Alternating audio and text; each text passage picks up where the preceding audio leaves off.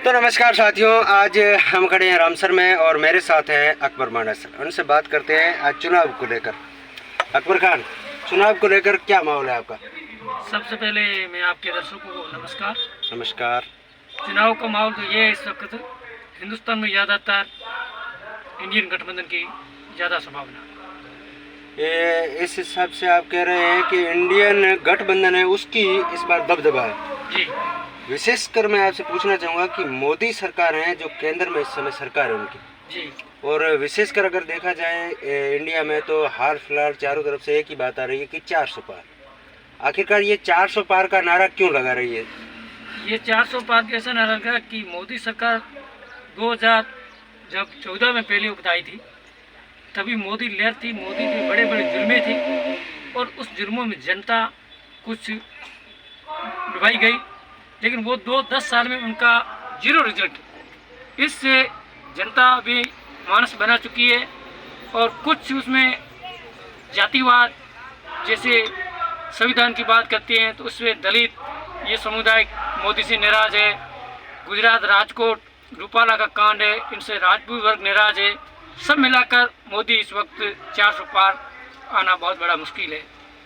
हालांकि कुछ लोगों का कहना है कि केंद्र में मोदी सरकार है, उसने बहुत ही अच्छी अच्छी स्कीमें दी हैं, लोगों को बहुत बहुत बड़े फ़ायदे भी पहुंचाए हैं, हर घर कच्चा था उसको पक्का कर दिया है। ये कहां तक सीमित है और कहां तक सच है? मेरे हिसाब से मेरे व्यक्तिगत तौर पर ये धरातल पर कुछ नहीं। आपका कहने का मतलब है कि धरातल पर कुछ नहीं है। बिल्कुल।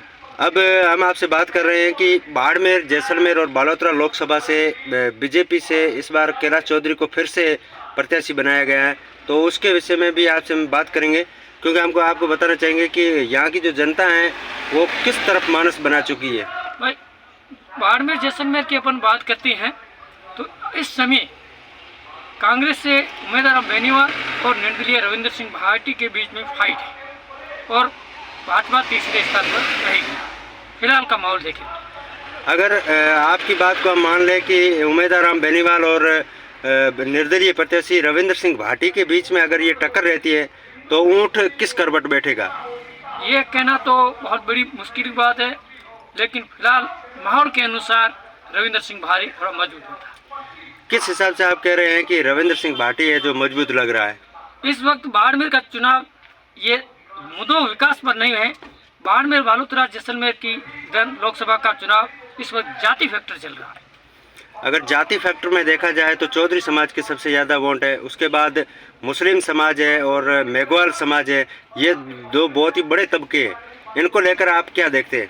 भाई, ऐसा जाट तबका एक साइड जाता है कांग्रेस को, मुस्लिम वर्ग में ध्रुवीकरण है और मूल ओबीसी के वोट जहाँ सबसे ज़्यादा बाड़मेर जैसलमेर बालोतरा में मूल ओबीसी 90% निर्दलीय के पक्ष में। बाड़मेर जैसलमेर की जनता में तो हाल फिलहाल तो एक ही मानस दिख रहा है।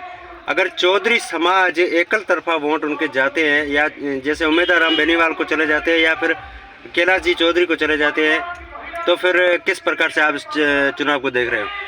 इस वक्त मेन मुद्दा मुस्लिम वर्ग का है। अगर मुस्लिम वर्ग 50-50 हो जाता है तो कांग्रेस निकलना बहुत आसान नहीं है।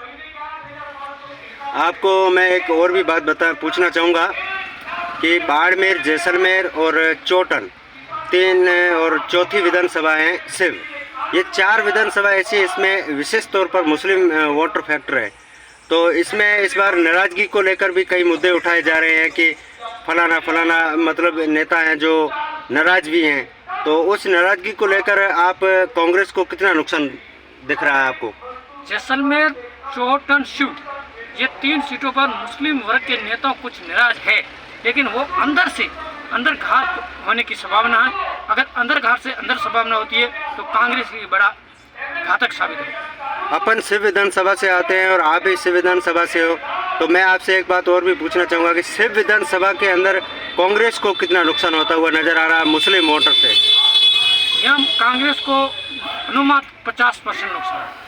आपका कहने का मतलब है कि 50% मुसलमानों के वोट वो अदर में जा रहे हैं, बिल्कुल, तो निर्दलीय के पक्ष में जा रहे हैं। तो आपको मैं पूछना चाहूँगा कि 7 विधानसभा है, 7 विधानसभा, 3 जिलों की 7 विधानसभा में से आप किसके पक्ष में ज़्यादा देख रहे हो और किस कौन कौन सी विधानसभा में कौन कौन आगे रह रहा है? मुझे फिलहाल मेरी नज़र के अंदर देखें तो जैसलमेर में रविंद्र सिंह भाटी बड़ी लीड लेते नज़र आ रहा है। शिव से रविंद्र सिंह भाटी लीड लेंगे ठीक है। और चौहटन से भी रविंद्र सिंह भाटी को लीड मिल रही है। ठीक है, बाकी और बची सिवाना 4 से भी विधानसभा।